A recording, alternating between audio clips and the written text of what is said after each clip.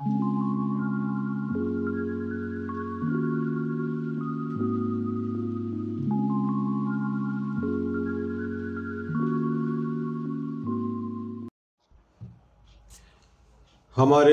Career और job के बारे में यदि हम बात करते हैं तो इसमें कुछ ग्रह ऐसे होते हैं जिनके कारण हमें जॉब और कैरियर का चयन मिलता है और इसमें परेशानी नहीं आती है। तो उसमें गुरु ग्रह और चंद्र ग्रह, दो ग्रह ऐसे हैं वो आपके कैरियर या जॉब के बारे में आपका निर्धारण करते हैं। तो आज मैं बात कर रहा हूँ कि गुरु और चंद्रमा के साथ ऐसा कौन सा ग्रह है जो आपके कैरियर में सहायक होता है। वैसे जॉब और कैरियर तो बहुत सारे हैं, लेकिन मैं आज सिर्फ वकील, जज और चार्टर्ड अकाउंटेंट, मंत्री पद, उच्च पद के बारे में ही बताऊंगा। अधिक विलंब न करते हुए मैं ओम प्रकाश शर्मा फिर नए सब्जेक्ट के साथ में आपके सामने उपस्थित हूँ। जैसा कि मैंने कहा, जॉब या कैरियर में गुरु की प्रधानता मुख्य मानी गई है।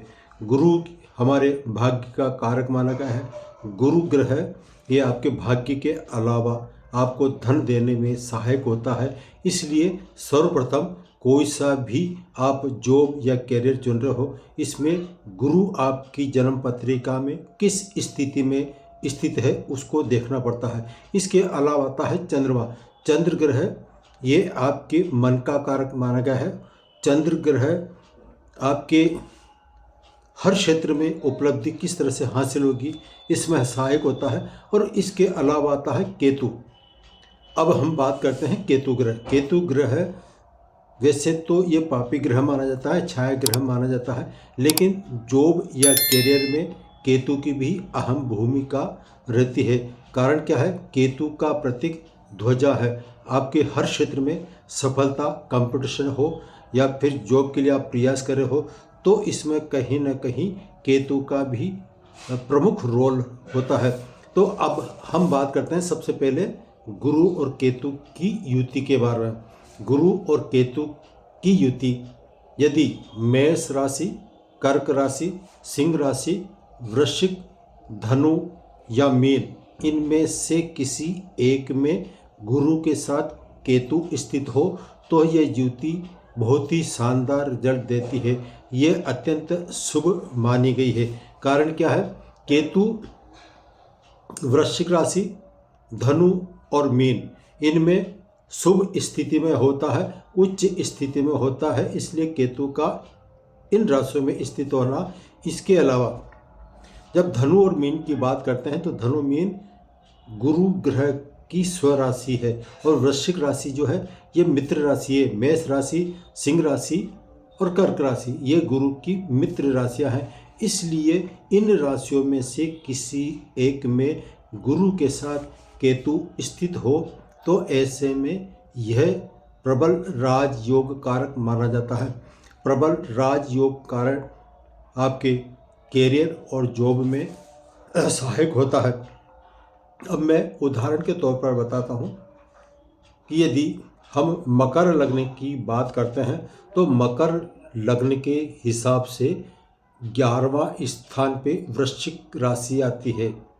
तो वृश्चिक राशि जब 11वें स्थान पे आएगी तो ये सोर्स ऑफ इनकम के बारे में, आपके इनकम कहाँ से आएगी, लाभ के स्थान पर यदि गुरु और केतु स्थित होगा तो ये आपके कैरियर या जॉब का निर्धारण इस तरह से करेगा।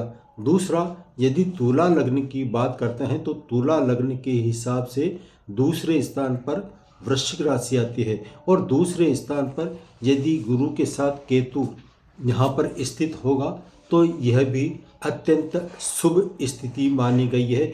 यह सह शासन स्थिति बताता है। ये जो मैंने आपको दो युतियाँ बताई है और उदाहरण से दिया है मकर और तुला का, यदि इनमें गुरु के साथ केतु स्थित होगा तो यह सह शासन निर्धारित करता है।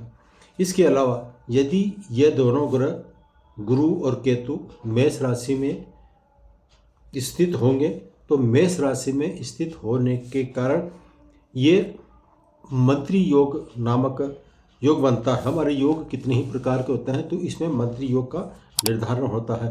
लेकिन जब गुरु और केतु मेष राशि में स्थित होंगे तो ऐसे में कई विद्वानों ने इसका विरोध किया है, और कुछ विद्वानों ने यह बताया है कि यदि मेष राशि में गुरु के साथ केतु स्थित होगा तो ऐसे में ऐसा जातक इनके महादशा प्रतिअंतरदशा अंतर्दशा के अंतर्गत कंपटीशन फाइट करता हुआ उच्च पद को प्राप्त होता है। IAS अधिकारी आदि जो बनते हैं वो इसी युति से बनते हैं, ये जो बताया मैंने आपको। या फिर मंत्री पद जो मिलता है वो उसमें इसका भूमिका बहुत अच्छी मानी गई है।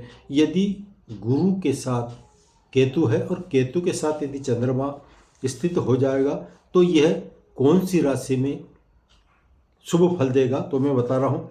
यदि यह युति गुरु केतु और चंद्रमा सिंह राशि, इस सिंह राशि सूर्य ग्रह की मानी गई है, जो सारे ग्रहों का राजा सूर्य ग्रह, और तो सूर्य का सिंह राशि पे आधिपत्य रहता है। तो ऐसे में सिंह राशि में यदि गुरु केतु और चंद्रमा इन तीनों की युति कहीं पे भी केंद्र पे या त्रिकोण में स्थित हो तो ऐसे में ऐसा जातक इनकी महादशा अंतर्दशा के अंतर्गत या तो उच्च पद को प्राप्त होगा, या यदि राजनीति में जाता है तो राजनीति में राज दरबार का प्रतिनिधित्व करते हुए वो मंत्री पद तक पहुंच सकता है, प्रतिष्ठित व्यक्ति कहलाता है। तो इसको यदि हम दूसरे शब्दों में कहें तो ये मंत्री योग बनता है। मंत्री योग क्योंकि गुरु एक मंत्री का कारक माना गया है और केतु ध्वजा का कारक माना गया है। तो ऐसे में यदि यह स्थिति बनती है तो ऐसा जातक उच्च पद पर अवश्य पहुंचता है। अब यही युति गुरु केतु और चंद्रमा की युति यदि बुद्धि की राशि, अब बुद्धि की जो राशि है वो मिथुन और कन्या राशि होती है, तो मिथुन या कन्या राशि में यदि गुरु केतु और चंद्रमा की युति होगी तो ऐसे में ऐसा जातक सर्वप्रथम या तो उच्च पद प्राप्त करता है तो जज बन सकता है, या फिर चार्टर्ड अकाउंटेंट बन सकता है, या फिर और यदि कोई कमज़ोर स्थिति बन जाती है तो वकील तक बन सकता है। तो ये किस तरह से सहायक होती है, अब यह आपको पता लग गया। अब ये गुरु केतु और चंद्रमा की युति यदि शुक्र की राशि, अब इस शुक्र की राशियाँ जो होती है वो वृषभ और तुला राशि होती है, तो ऐसे में वृषभ या तुला राशि में गुरु केतु के साथ चंद्रमा स्थित हो तो ये क्या आपके फाइनेंस मैटर को तय करता है। वित्त का प्रतिनिधित्व करने के कारण ऐसा जातक फाइनेंस सेक्टर में अच्छी सफलता प्राप्त करता है। यदि वो प्राइवेट जॉब करेगा तब भी वो फाइनेंस मैटर में अच्छा मिलेगा, और यदि वो उच्च अधिकारी के योग बनते हैं तो वो वित्त विभाग से संबंधित विभागों में वह उच्च पद पर कार्यरत होता है। अब यदि यह युति कुंडली के दूसरे या 11वें स्थान पर, मैंने शुरू में मकर और तुला लग्न की चर्चा की थी, उदाहरण दिया था, तो यह स्थिति यदि जन्म पत्रिका के दूसरे स्थान पर या 11वें स्थान पर स्थित हो तो ये संबंधित जो योग बताए हैं वो अच्छा धन देता है। आपको पद तो मिलता ही है और लग्जरी लाइफ भी देता है, अच्छा धन देने के संकेत हैं ये। और यदि यह युति जो मैंने बताया है किसी भी तरह से पीड़ित हो जाए, पाप करती योग से पीड़ित हो जाए, या फिर पापी ग्रहों कुर ग्रहों की यदि इसमें या तो संबंध बन जाए किसी भी तरह से, तो ये ऐसे में ऐसा जातक जो मैंने बताया है वो फल बिल्कुल न्यून हो जाता है। और न्यून होने के साथ ऐसा व्यक्ति नंबर 1 का झूठा व्यक्ति हो सकता है, और अपने यहाँ तक कि बड़े बूढ़ों को, उच्च अधिकारियों को, गुरु तक को ये ऐसा व्यक्ति धोखा दे सकता है।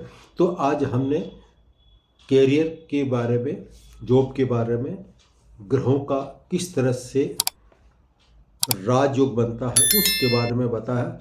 आज इतना ही, फिर मिलेंगे नए विषय और नए सब्जेक्ट के साथ। यदि आप नए व्यक्ति हैं और अभी तक आपने मेरे चैनल को सब्सक्राइब नहीं किया है तो प्लीज़ सब्सक्राइब कीजिए। और यदि आपको यह वीडियो पसंद आए तो लाइक कीजिए, शेयर कीजिए। सभी को जय श्री कृष्ण।